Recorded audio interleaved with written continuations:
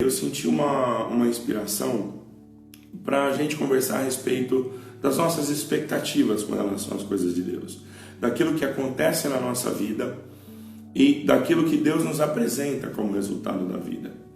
E se nós parássemos um pouquinho para pensar, nós vamos chegar, e se nós formos sinceros conosco mesmos, nós vamos perceber que todas as coisas que acontecem de maravilhosas nas nossas vidas não foram coisas que foram planejadas, foram coisas que aconteceram nas nossas vidas, e por terem acontecido nas nossas vidas nós gozamos de grande alegria e de algo que muitas vezes não foi planejado. Na verdade, só para dar um exemplo aqui, eu tenho 3 filhos, e desses meus 3 filhos, nenhum deles foi planejado. Importante a gente explicar como é que foi isso. Na verdade, nós planejamos muitos filhos, mas eles nunca chegaram no momento que nós esperávamos que eles fossem chegar. Nunca chegaram nas circunstâncias que nós imaginávamos que eles fossem chegar. E se hoje nós olhamos para trás e vemos que se aquilo que nós entendíamos em alguns momentos que era a vontade ou a questão ideal de tudo isso, tivesse acontecido exatamente como nós planejamos, nós provavelmente não sentiríamos as mesmas alegrias, não passaríamos pelos mesmos processos de reconstrução que nós passamos, e não teríamos sobre essas conquistas o valor real e o valor necessário que elas tiveram, o sabor necessário sobre tudo isso. E isso trouxe para nós uma meditação ontem a respeito do que é a nossa vida ideal e o que é a nossa vida real. E qual é o papel desse Deus que nós idealizamos, antropomorfizamos, tentamos trazer para a imagem. Nós tentamos fazer o contrário do que está ensinado na Bíblia. Nós somos ensinados de que nós somos criados à imagem e semelhança de Deus, mas nós tentamos criar um Deus à imagem e semelhança nossa. Então, nós idealizamos uma vida e tentamos buscar no ideal dessa vida aquilo que nos falta. E naquilo que nós entendemos que nos falta, colocamos os questionamentos sobre a sequência natural e perfeita da vida, de maneira em que nós nos perdemos muitas vezes no entendimento daquilo que aquilo que Deus quer e que tem para nós. Então, dentro de tudo isso, nós olhamos a nossa circunstância, deixamos de nos identificar com coisas que nós achamos que não estão como ideais, enxergamos Deus e tentamos entender de que maneira Deus pode suprir essa necessidade, esse ponto de apoio, esse ponto de referência, de uma maneira em que nós tenhamos a vida perfeita de acordo com o nosso pensamento e a nossa interpretação do que é essa vida ideal. Ao passo que, se nós olharmos e identificarmos isso, nós vamos entender que a plenitude da vida de Deus em nós está em nos desapegarmos não das coisas da vida, das coisas da matéria, que sejamos ermitões, que abríssemos mão dos nossos sonhos, dos nossos desejos. Não é isso. É que nós passemos a uma reflexão e entendimento das coisas que realmente fazem sentido para nós, das coisas que realmente têm para nós um peso diferente, um peso eterno e uma forma efetiva de agir e de trabalhar. E aí nós tentamos ir arrumando a nossa vida.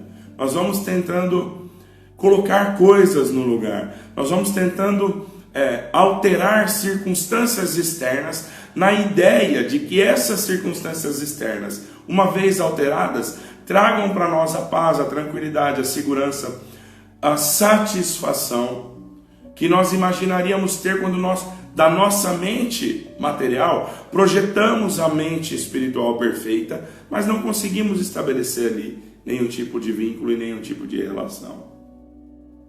Então, dentro da perspectiva do que nós entendemos para a nossa vida, nós entendemos também que na nossa vida, a parte espiritual que nós pressentimos, que nos falta, é o que liga tudo isso a um entendimento básico único, de que apesar do nosso choro, apesar da nossa angústia, da nossa tribulação, e muitas vezes da nossa falta de entendimento acerca das circunstâncias da vida, nós temos uma pequena parte de nós que é amortecida, que nos faria, em tese, linkar e fechar todo esse diagnóstico.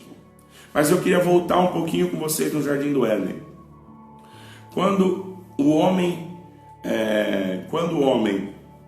come da árvore do conhecimento do bem e do mal, ele se dá conta da sua nudez. Porque o sexto sentido do homem, que é o sentido das coisas espirituais, que é isso que nos falta nessa pequena parte de entendimento, para a percepção das coisas de Deus, não como elas são de acordo com a nossa percepção, mas como elas são realmente e da maneira como Deus quer que nós nos manifestemos, nos falta um pequeno pedaço, uma pequena peça no quebra-cabeça. E se a gente olhar aquele texto lá em Gênesis que fala do que Deus fala para Adão e para Eva e para a serpente, do que vai acontecer com ela, com esses três entes, nós vamos entender o que é que ficou faltando. Porque a partir daquele momento, o homem vai passar a confiar nas coisas que são materiais e no seu entendimento daquilo que pode ser tanto o que é bom da vida quanto o que é ruim da vida. A gente já falou inúmeras vezes aqui que comer da árvore do conhecimento do bem e do mal é atribuir a si o desejo, atribuir a si mesmo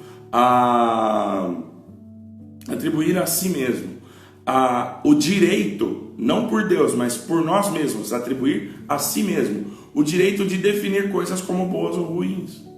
E aí, quando a gente define isso, nós paramos de apreciar tudo que está em volta de nós.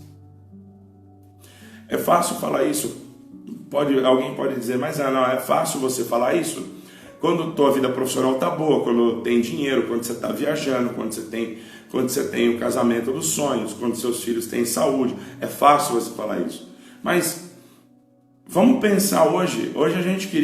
Eu queria hoje fazer uma live de adoração a Deus e de reconhecimento de como a nossa mente é pequena, ainda que ela possa ser engenhosa, como a nossa mente é pequena e como a mente de Deus é muito maior que a nossa. Então, o homem puxa ali para si o direito de definir as coisas como boas ou como ruins.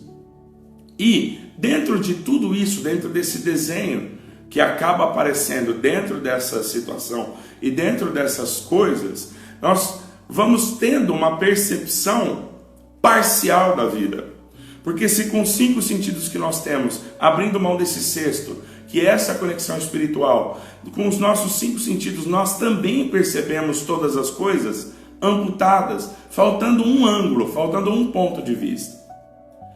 E fica claro para nós na explicação de Cristo, depois lá no Sermão da Montanha, no começo, que é realmente essa única percepção que nos falta, que causa essa pequena falta, é que causa todo o descontrole e toda a falta de balanço da nossa vida. Porque Cristo foi muito claro em falar assim, olha, se vocês entenderem a minha mensagem e perceberem o que eu quero fazer aqui, vocês podem ficar tranquilos. Não se preocupa com o que vai comer, com o que vai vestir, com o que vai fazer.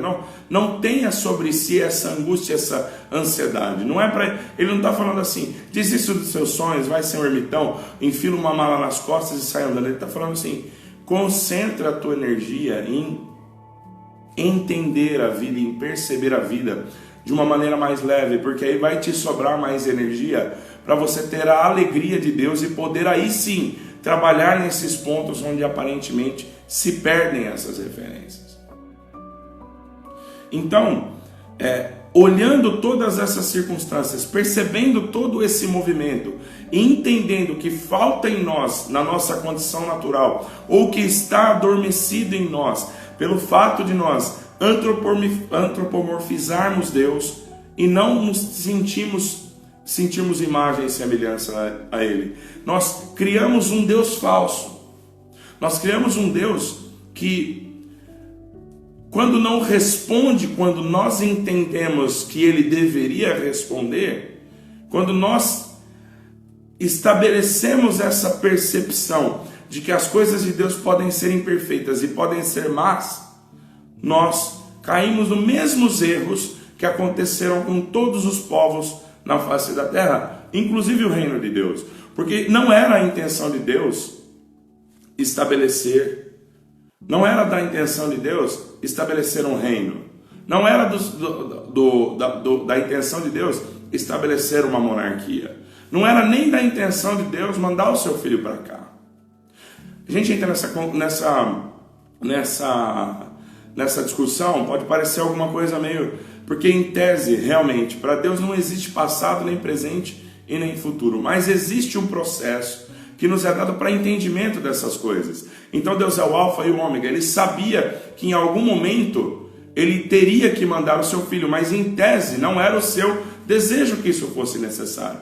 Porque desde que o homem voluntariamente saiu do Éden, saiu desse conceito perfeito da sua vida dentro do controle, dentro dessa... andando na harmonia dessa energia que permeia tudo e que nós fomos, cuja nossa mente foi fechada e colocada uma porta, e está escrito figurativamente que foi colocado um portão no Éden que nenhum homem pode achar. Até que veio Jesus Cristo e nos ensinou como nos reconectamos ao Espírito Consolador, que nos pende para que esse portão se abra e nós possamos voltar para o Éden. Então, dentro de tudo isso, nós não entendemos a perfeição de Deus e nos adequamos a ela. Por outro lado, nós entendemos a nossa vida como nosso reino e entendemos o reino de Deus como reflexo do nosso reino. Então nós criamos um Deus à imagem e semelhança do homem.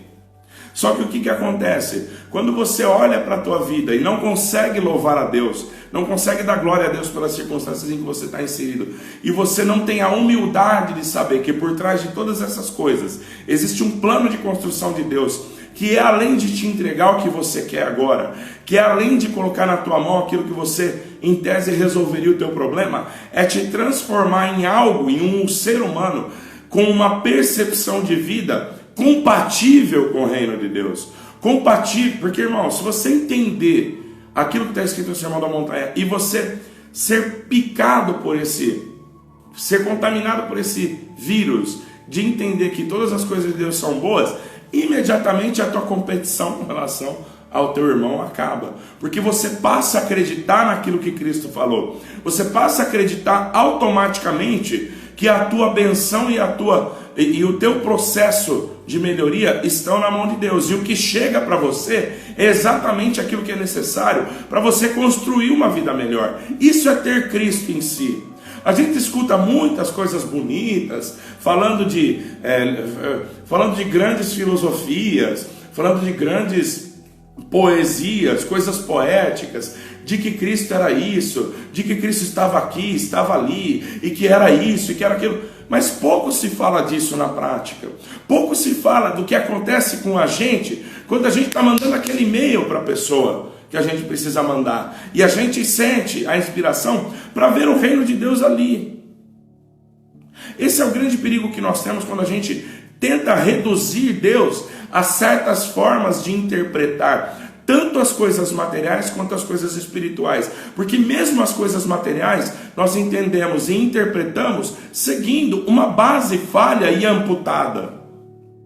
A nossa percepção acerca das coisas da vida, acerca das circunstâncias em que nós somos colocados, também é amputada, porque nós temos esse sentido que foi quase como que uma lobotomia, que é uma cirurgia no cérebro que arranca ou que inativa uma parte do cérebro, quase que uma lobotomia que é feito nesse nosso ser, e não entendermos aquilo que acontece fora de nós, e nós vamos dando interpretações falhas, porque nos falta algo que seria aquilo que seria a última coisa necessária para que tudo entrasse dentro do entendimento, num novo patamar, numa nova interpretação, e não nessa interpretação amputada que nos foi colocada com relação ao Éden, quando nós perdemos a capacidade de nos alimentarmos dessa árvore do conhecimento, dessa árvore da vida, que é uma árvore que não nos alimenta pelos sentidos externos,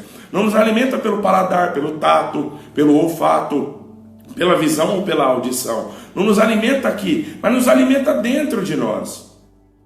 E nós já falamos aqui algumas vezes, quando o homem sente isso, quando ele é amputado desse sentido interno, que muitos chamam de intuição, nós chamamos aqui da presença de Deus. Aqui nós temos um viés. Aqui nós somos cristãos, aqui nós somos da congregação cristã, tem que congregar. Eu não estou aqui falando, querendo montar uma igreja, antagonizar, não. Eu estou aqui no sentido de passar a minha história para você, passar aquilo que eu interpreto, ou que tenho de iluminação, ou que tenho de intuição para você, no sentido de nos abraçarmos como irmãos aqui. E respeitando o ministério, respeitando tudo. Sou músico, amo a congregação, nunca vou sair de lá, toco lá, sou apaixonado por aquele lugar.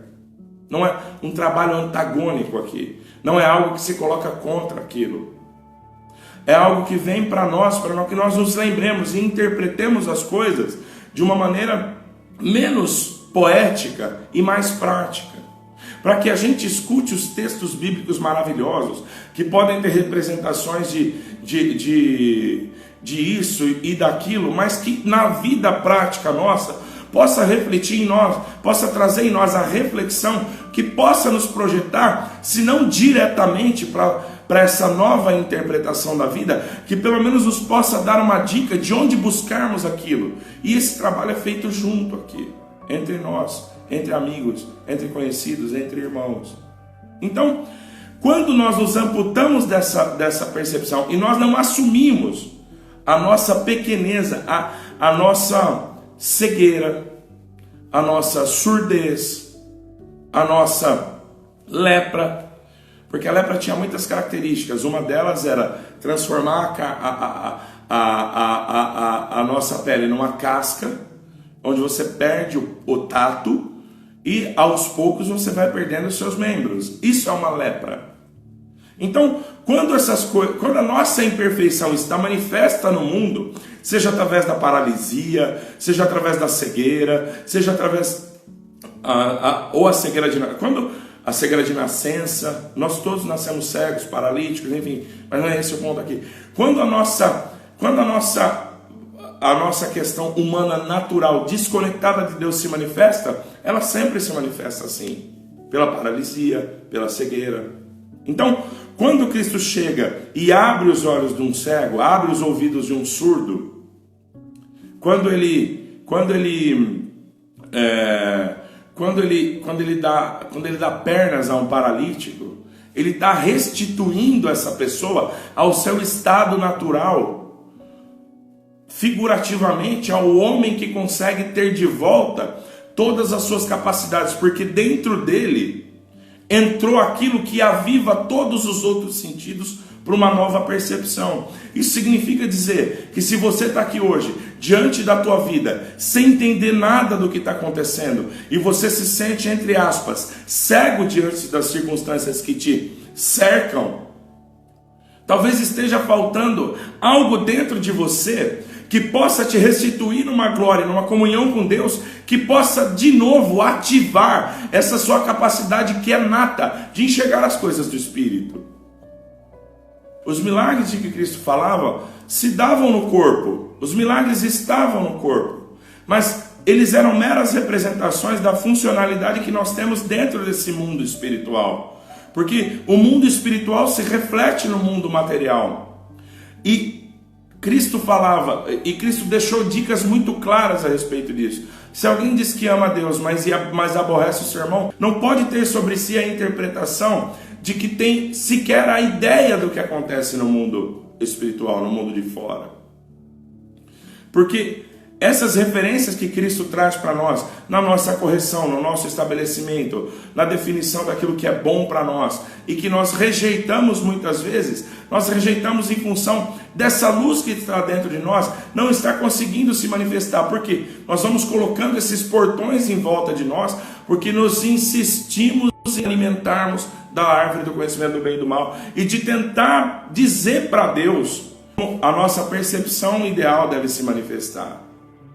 É nesse ponto que nós nos colocamos diante de Deus com toda a capacidade do mundo para tentar apontar a Deus os seus erros, as suas falhas, em que ele falhou, onde ele faltou.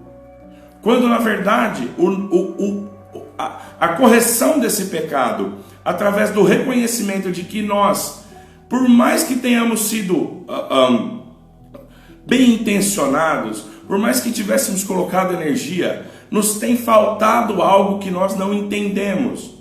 E essa mera posição psicológica diante das coisas nos coloca em uma posição muito mais construtiva com relação à nossa vida material e com relação à nossa vida espiritual também. Porque nós paramos de fazer Deus como nós achamos que Ele deve ser e entendemos que nós somos imagem e semelhança de Deus. E vamos procurando em nós aquilo que nos impede de sermos como Deus. E não olhando para Deus e tentando entender de que maneira o mundo espiritual tem que se manifestar para corresponder à maneira que eu entendo que o reino de Deus deva ser. Então, ontem à noite, quando eu senti de chamar para essa reflexão aqui, foi diante de um pensamento como posso dizer, de um pensamento muito, de um momento pequeno, de uma humildade que caiu no meu coração. Não quero dizer que por isso eu seja humilde. Eu tive um momento onde a humildade veio sobre mim quando eu comecei a meditar no tamanho que as coisas de Deus têm com relação ao meu tamanho. Não é que eu estou dizendo aqui, não, que eu sou humilde, não tem nada a ver com isso. Talvez eu seja uma das pessoas que tenha que mais trabalhar essa característica. Mas o que eu quero dizer para vocês aqui é o seguinte, até dentro dessas próprias reflexões, é que em alguns momentos da vida nós somos trazidos à reflexão e à meditação para o entendimento de que a nossa vida, a nossa percepção e aquilo que se descortina diante de nós é muito maior do que a nossa capacidade humana de entender todas essas coisas. E nós aos poucos quando vamos nos entregando a essa maneira de pensar, vamos sendo permeados pela paz e a tranquilidade que tem em você sair de um paradigma onde você tenta entender. Porque, irmãos, vamos fazer um exercício aqui. Se nós tentamos entender Deus com a nossa mente e tentamos criar um Deus que atua de acordo com a nossa vontade, a nossa percepção, nós vamos entender esse Deus, que nós temos sobre ele o conceito de que ele é maravilhoso e perfeito, como algo falho. Qual vai ser a visão que você vai ter a respeito de você mesmo? O que vai acontecer com você quando as coisas não derem certo? O que vai acontecer com você quando tudo estiver aparentemente fora de controle? Você não vai suportar a pressão que o seu próprio ser vai fazer sobre você mesmo. Porque você já começou com um Deus errado. Você está criando um Deus que é seu. E você, como criador desse Deus, vai criar através dessa base amputada, sem a inspiração do Espírito de Deus. Então, nós não estamos aqui para entender quem é Deus, ou para julgar Deus, ou para avaliar Deus. Nós estamos aqui para perceber Deus, sentir Deus, e percebendo Deus e sentindo Deus, nós vamos chegar num ponto de sucumbência da nossa vida. Mas nós estamos com as pedras da nossa vida, nós estamos segurando sobre os nossos ombros as pedras do nosso futuro, porque você acha que porque você perdeu tudo, a tua vida daqui para frente marcou essa referência como Deus. Por quê? Deus está limitado na tua percepção. Deus está limitado à percepção daquilo que você tem da construção da tua vida até hoje. Então, se a tua vida foi de derrota até hoje, você não consegue acreditar que Deus possa ter para você um caminho de vitória. Por quê?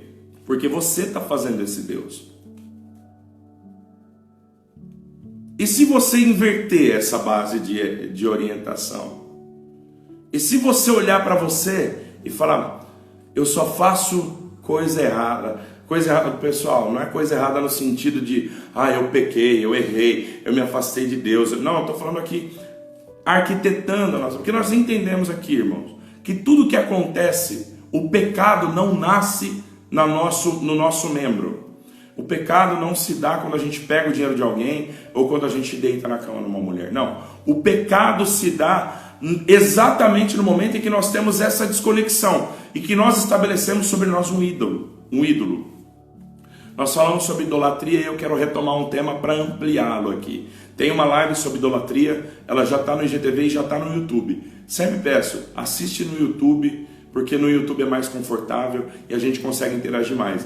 Hoje eu olho o meu perfil, eu não sei quantas pessoas viram os vídeos, não sei se tem perguntas, eu não sei se é alguma coisa com o meu perfil do Instagram, mas eu não estou conseguindo interagir. Quem tem meu celular pode mandar um zap, quem manda uma mensagem no Facebook, mas enfim, pra gente, não para perguntar, se quiser perguntar, pode perguntar, não sei se eu vou conseguir responder, mas enfim, eu queria voltar para essa questão da idolatria para explicar tudo isso que acontece. Para a gente parar, perdão com a insistência nesse ponto, para a gente parar de filosofar sobre Deus, para a gente parar de ter Deus nas grandes literaturas, nos grandes desenhos dos quadros, naquela coisa inalcançável e distante, e a gente trazer Deus para dentro da gente, para que Ele possa operar a verdade dentro dos nossos membros, para que a gente possa falar assim, Jesus, eu vou fazer as coisas em nome de Jesus, e você não entenda na tua cabeça que vai ter uma figura humana de Jesus pegando na tua mão quando você está assinando um papel. Não é isso. Mas é para trazer para nós o entendimento. E eu queria falar aqui um pouco sobre idolatria. O que era a idolatria? Quando o homem saiu do Éden, ele perdeu essa conexão íntima e profunda a respeito do que era Deus. Perdeu.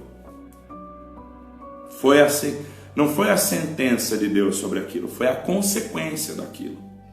A partir daí, Deus começou a buscar o homem de um lado e o homem tentava encontrar Deus por um outro caminho. Falamos já da Torre de Babel, das vozes e tudo isso. Então, existem vozes na cabeça do homem que impedem que o homem escute a voz que está dentro dele. E aí ele procura evidências externas de Deus em detrimento das coisas que são evidências de paz e tranquilidade dentro da sua vida. Sempre que falo disso, faço a ressalva de que ninguém está aqui preconizando que você seja alguém que abra a mão dos seus sonhos, que abra a mão do seu ímpeto profissional. Não é nada disso. Aqui não é coitadismo cristão. Aqui é o entendimento cristão para que nós possamos estabelecer aquilo para que fomos chamados, que não é a salvação da nossa alma. A salvação da nossa alma é meramente a consequência, porque a Bíblia não foi escrita para mim nem para você. A Bíblia foi escrita um manual para uma intenção muito clara de Deus: o estabelecimento do reino de Deus na terra. E nós aqui somos chamados para trabalhar, para contribuir para a criação desse reino, para contribuir ao chamamento para essa empreitada, e como efeito colateral nos salva do pecado, nos salva da tribulação, nos salva da angústia, dá sobre nós a paz que excede todo conhecimento, e no final de todas as coisas, lá na frente, esquece isso agora, mas lá na frente, também como consequência disso, a vida eterna. É por isso que Jesus veio e falou tanto sobre o que significava a vida na terra. Ele veio falar sobre o que significava a vida na terra, porque se a gente começar a falar, não, eu estou aqui pela vida eterna, eu estou aqui pela vida eterna, você vai errar ali na frente, porque você não está conhecendo o Espírito e o reino de Deus. E é por isso que ele fala dos irmãos. Ninguém pode conhecer a Deus, dizer que conhece a Deus, aborrecendo seu irmão, porque o alcance da tua salvação vai estar exatamente no momento que você reconheceu o que teu irmão significa dentro do plano de Deus, que é o estabelecimento do reino dele na terra, e que colateralmente te projeta para a vida eterna. Você vai dar frutos 100 vezes aqui, e no final, dá o fruto aqui. Está escrito na palavra, tudo que a gente fala aqui, irmãos, eu procuro citar os versículos bíblicos. Eu não tenho, talvez eu não fale palavra por palavra, mas dá a ideia do versículo bíblico, para que todo mundo que escute isso aqui entenda que aqui não tem heresia, nós estamos totalmente dentro da palavra. Quando ele fala lá, você vai colher os teus frutos na terra e lá como efeito colateral ter a vida eterna, significa para você, porque quando você fala assim, eu estou fazendo isso pela vida eterna, isso é uma fuga. Você não está buscando a tua melhora espiritual, você não está buscando o patamar espiritual que você poderia alcançar hoje, mas abre mão de fazer isso. Não, você está fugindo, você está se conformando, tirando os teus olhos do trabalho que precisa espiritual ser feito e está falando, não, eu estou aqui quieto, isolado, não exposto, calado, esperando a vida eterna. Isso é fuga. O reino de Deus se traduz materialmente entre nós. Naquilo que sai da nossa boca, naquilo que falamos, naquilo que inspiramos, nós temos sempre essa percepção de qual é o Espírito que nos domina e qual é o Espírito que nos ensina. Então, é por aqui que a gente vai, buscando o sentimento interno e testando nas coisas externas.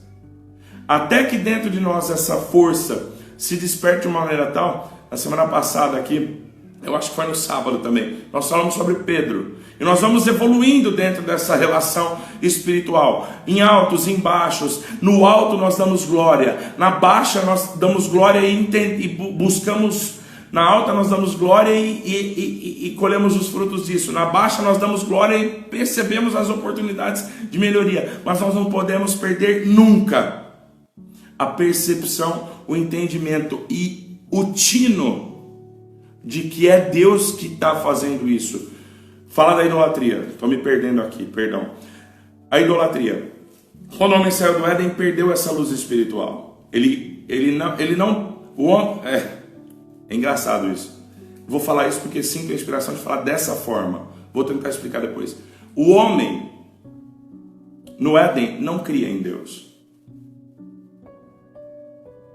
Porque existe uma coisa diferente entre crer e saber. O homem no Éden sabia quem era Deus. Sabia. Ele não acreditava em Deus. Ele sabia. Ele falava com Deus, ele escutava Deus. Ele não cria em Deus. Ele sabia da existência de Deus. E o ponto aqui é que quando ele saiu do jardim do Éden, ele não tinha mais, ele precisou substituir esse Deus. E ele substituía esse Deus buscando uma harmonia que era uma harmonia de um conceito amputado dessa mente que foi tirada, dessa mente intuitiva espiritual que foi colocada dentro dele. Então o que acontecia? Ele sempre buscava a evidência de Deus nas coisas que na sua percepção faziam com que ele tinha uma vida melhor, fazia com que ele tinha uma vida mais amena diante de tantas circunstâncias que nós podemos imaginar como era a vida do ser humano 5.000, 6.000 anos atrás. Então, mas nós vivemos esse paradigma até hoje. Se a nossa conta bancária está cheia, nós estamos calmos. Não estamos em paz. Estamos calmos. E aí, nós atribuímos essa calma como paz de Deus. E aí, nós vivemos esse momento, mas essa é uma paz falsa. E essa paz falsa faz com que no momento que o dinheiro comece a acabar, como um papel ou como uma moinha que o vento espalha, sempre citando os versículos bíblicos, a nossa firmeza se vai. Vamos puxar rapidinho o que o homem fez na história para basear esse argumento? Beleza, o que aconteceu quando o homem saiu de lá? Vamos construir aqui uma torre para chegar no céu. Torre de Babel. Tem 2 lives sobre isso já. Torre de Babel. Vou tentar construir um Deus aqui do jeito que eu acho que ele tem que ser. Confusão de línguas. Aí Deus vem, tira um homem da terra de Ur dos Caldeus e fala: eu quero constituir sobre ti uma grande nação. Quero constituir sobre ti uma nação abençoada e eu vou te colocar numa terra que emana leite e mel. Essa terra é um estado de espírito. É o estado de espírito do Éden, que Cristo prometeu para descendência de Abraão, para aqueles que entendessem o fluxo e a contaminação com esse espírito. E olha que interessante, esse povo foi caminhando, e talvez esse seja o mistério da graça, e talvez seja essa a iluminação que nós estejamos buscando para a chave da interpretação do reino de Deus na terra. Essa chave, que aparentemente é filosófica, nós já falamos, tem uma live sobre a chave de Davi, que é você entender que a interpretação do mundo e do conhecimento está na sucumbência e não na construção. Por quê? Não havia sobre o homem convicção. Então, Deus abriu o mar, Deus está com a gente. Entrou no deserto, faltou água, Deus abandonou a gente. Deus deu água, está com a gente. Deu maná, está com a gente. Deu vontade de comer carne, não tem carne, Deus não está com a gente. Sempre na evidência do que está fora. E aí o que acontece? Quando esse povo chega em Canaã, que cai nos muros de Jericó, em tese se estabeleceria o reino, porque em tese todo o processo do deserto já tinha purificado o homem. O homem cai de novo. O homem olha e fala assim, nós estamos cercados por exércitos aqui. Nós estamos cercados por exércitos. Os amalequitas têm exércitos, os filisteus têm exércitos, os midianitas têm exércitos. Nós não temos exército. O que nós precisamos aqui? Nós precisamos de um rei.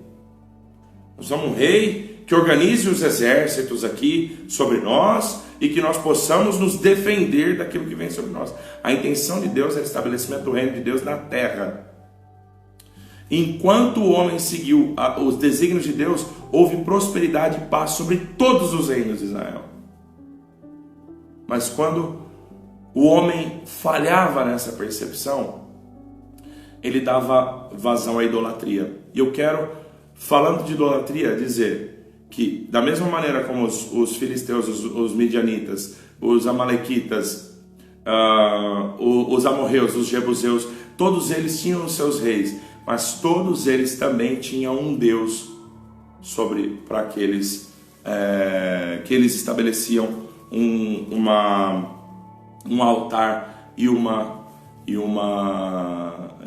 adoração. E nós estamos aqui hoje, estamos falando que não, mas a idolatria é quando o fulano vai lá e se prostra diante de uma imagem. Não é só a imagem. Eu não estou aqui querendo confrontar algo. Não é só a imagem.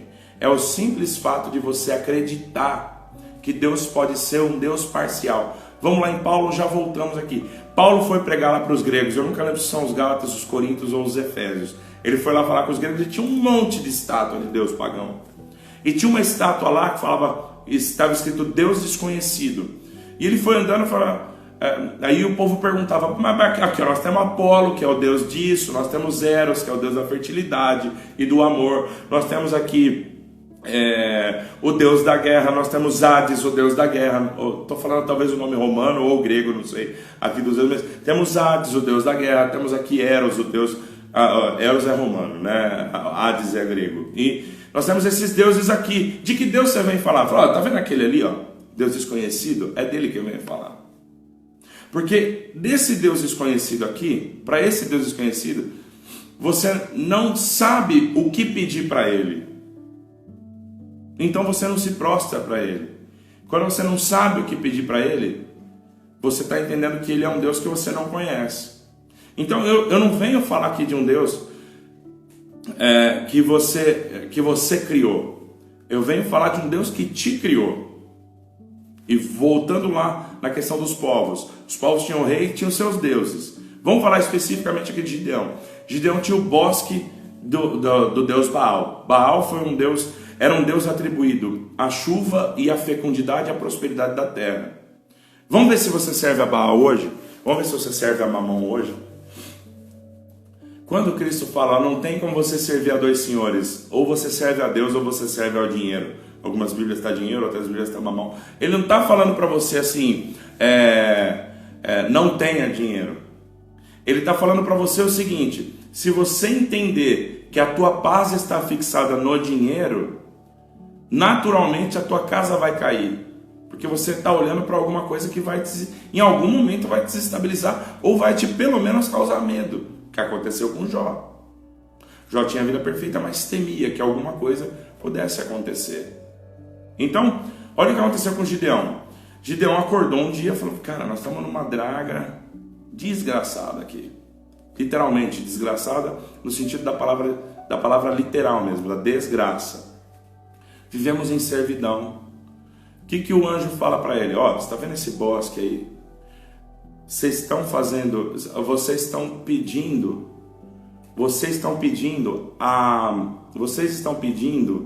a solução do seu problema e não estão confiando que Deus pode ter uma solução muito mais perfeita e maravilhosa do que o que você está imaginando. Então, primeira coisa, você quer, porque Gideão fala do Deus dos nossos pais. Você quer realmente entender o que significa tudo isso? Então, beleza, você vai lá, acaba com o bosque de Baal e derruba os altares, todos. Era um bosque inteiro. Gideão foi lá e num trabalho descomunal que não sabemos quanto tempo levou, mas ele foi lá. Uma coisa é certa, foi trabalhosa. Então, nós não estamos aqui falando de uma coisinha bonitinha e fácil. Estabelecer o reino de Deus sobre nós dá trabalho e é difícil. Mas você não luta contra a carne nem contra o sangue. Você lembra que a gente falou vocês lembram que a gente falou lá na Torre de Babel das árvores, do que significa isso? As árvores, os conceitos, os espíritos, as pessoas, os barulhos que vêm em torno de nós. Então nós temos que derrubar tudo isso primeiro. Depois nós derrubamos esse altar. Derrubar o barulho é a história que nós contamos repetida para nós mesmos. Não, mas eu já falhei aqui. Não, mas eu já caí aqui. Não, mas aquilo ali já não deu certo. Esse outro aqui também não deu certo. Aquele outro ali não vai ter condição. Então, cala essas vozes. E aí você chega lá no altar e você reconhece que aquele Baal pode te atribuir realmente aquilo que ele está dizendo que ele vai te atribuir. Mas ele não é um Deus completo. E quando você entende que você precisa recorrer a um outro Deus, que não seja o Deus perfeito, onipotente, onipresente e onisciente, que estabelece todas as forças do universo, de uma maneira que a nossa mente não consegue nem entender. Ontem eu estava conversando com os amigos numa visita, a gente fala muito dessas coisas espirituais, é um amigo, não vou dizer o nome aqui para não comprometê-lo, porque muita gente pode ver esse trabalho como polêmico, eu não quero, não porque eu não tenha carinho, não queira falar, é exatamente para preservá-lo. Nós estamos falando, você imagina o que aconteceu com Moisés quando ele teve a visão do Gênesis? E que ele viu aquela coisa, eu acredito que ele viu real. E o que ele chamou de pó?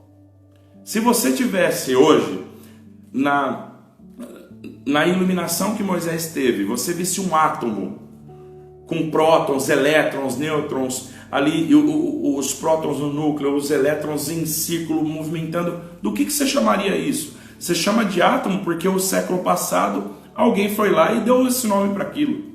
Mas como é que você chamaria isso hoje? Ele chamou de pó da terra.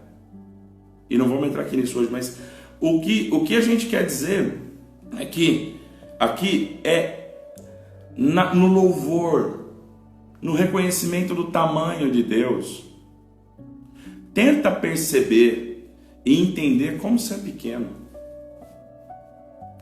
Tenta perceber o quanto Deus ainda pode te fazer feliz, cara. Para de olhar para o teu passado e tentar projetar o teu futuro em função das grandes coisas ruins, para não falar uma palavra chula, que aconteceram na tua vida. Porque você está olhando o teu futuro baseado no Deus que você está construindo e que está se prostrando sobre ele. Na tua idolatria. Porque entender Deus e se prostrar diante de Deus é se prostrar diante de um poder infinito. E você está dizendo que Deus não pode resolver teu problema. Você está dizendo que Deus não pode entrar na tua causa com providência. Você está dizendo que Deus não pode alterar a química do teu corpo e te curar de um câncer. Porque você leu uma porcaria de uma estatística que fala que 80, 90% das pessoas que têm o que você tem vão morrer. E você olha para isso e se prostra diante disso. Você olha para o teu passado e se prostra diante do teu passado. Você olha para essa tua cabecinha tão pequena, aí eu olho para a minha cabecinha tão pequena e insignificante e acha que Deus está aí dentro. isso gera na gente a capacidade de entender que não tem um caminho para Deus criar. Apesar de que, se nós formos honestos e pararmos agora para buscarmos o histórico da manifestação de Deus em nós, a assinatura de Deus é a surpresa. A assinatura de Deus é exatamente agir de uma maneira em que vai fazer com que você saiba que foi Deus. É quando você estabelece minuciosamente um plano, mas aquilo que acontece é diferente do que você planejou e é muito melhor. Por isso que Paulo falava da fé. Por isso que em Hebreus ele fala dos exemplos de fé na percepção e na construção daquilo que foi o reino de Deus. Quando ele olha para aqueles casos, ele está olhando e está dizendo o seguinte: havia alguma possibilidade de Abraão ser pai de uma grande nação através de Sara?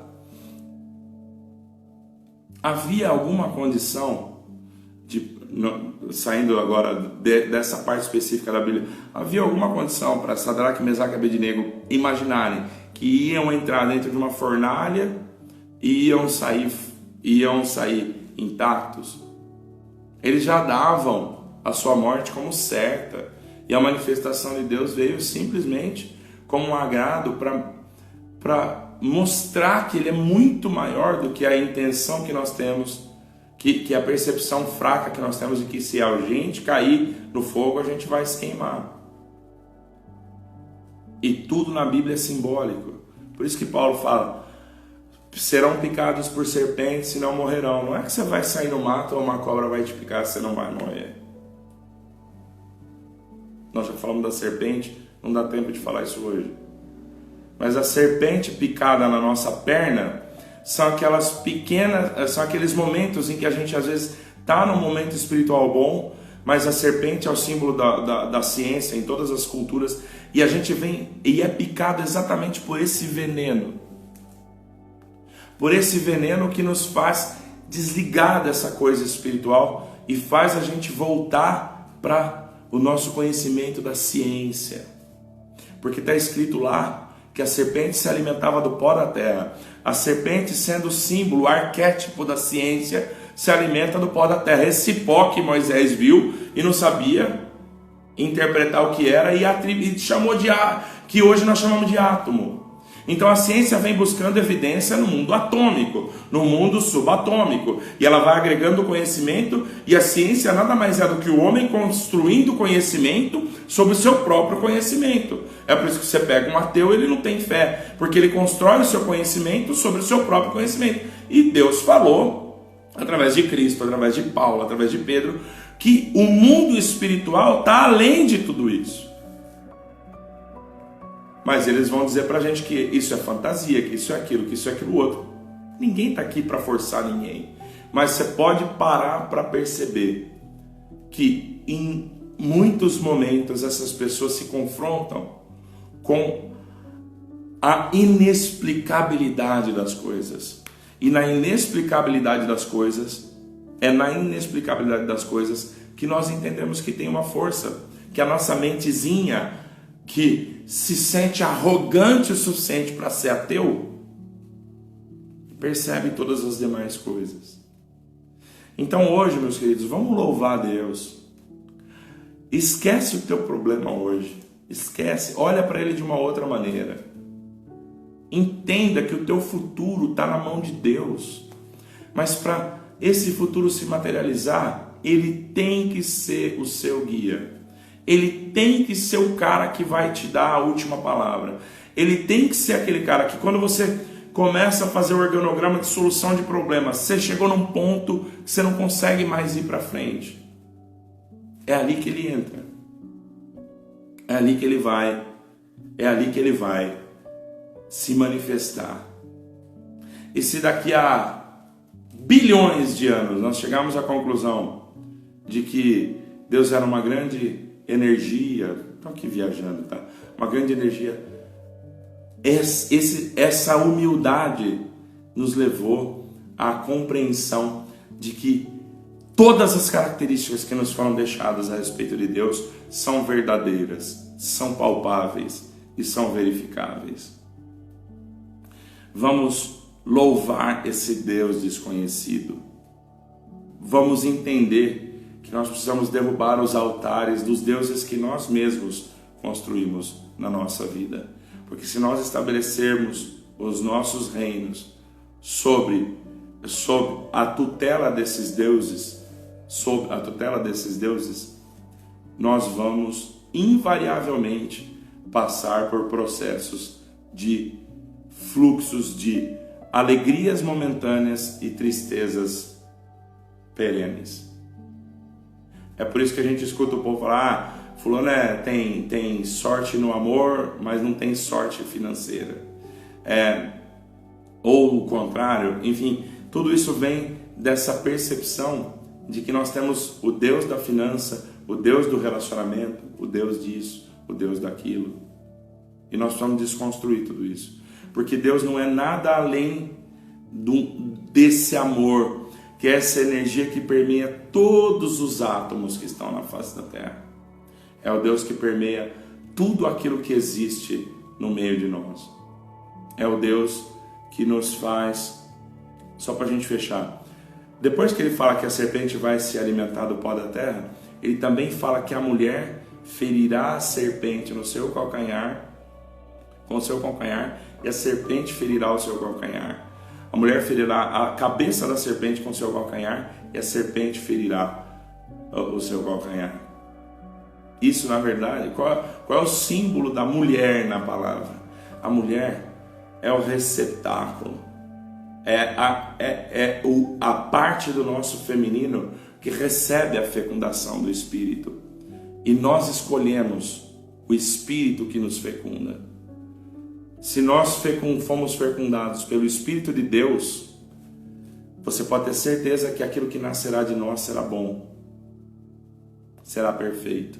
E nós vamos tentando aperfeiçoar isso.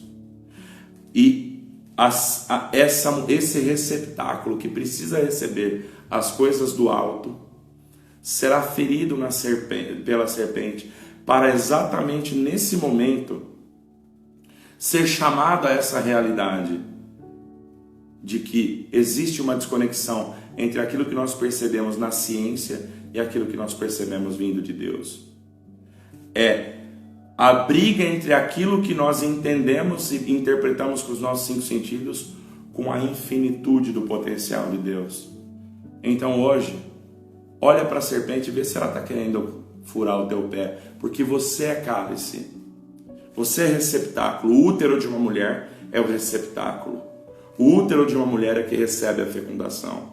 E o cálice, nós somos vasos, está escrito, nós somos vasos na mão do oleiro. O vaso também é algo que recebe alguma coisa. E muitos entram no machismo aqui, querendo falar, não, a mulher é submissa. Não, o nosso feminino, a nossa mente é passiva. Então o que cai sobre ela, a nossa mente é totalmente feminina. E o que cai sobre ela fecunda. Não é que mulher tem que fazer isso, homem tem que fazer aquilo, não. É o nosso elemento feminino que recebe a fecundação do céu. E recebendo essa fecundação, vai brotar algo dali. E a serpente vai tentar pegar nosso pé, nos querendo dizer que tudo isso é uma mentira.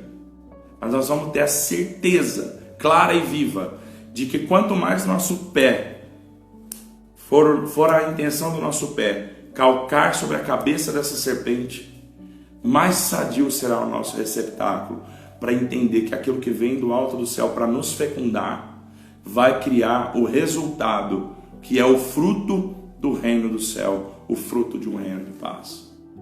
Estamos aqui para tentar entender um pouco os mistérios de Deus. Quero agradecer todo mundo que ficou aqui um pouquinho com a gente, uns ficaram um pouquinho mais, um pouquinho menos, mas quero agradecer todo mundo que está aqui com a gente. Vamos louvar a Deus.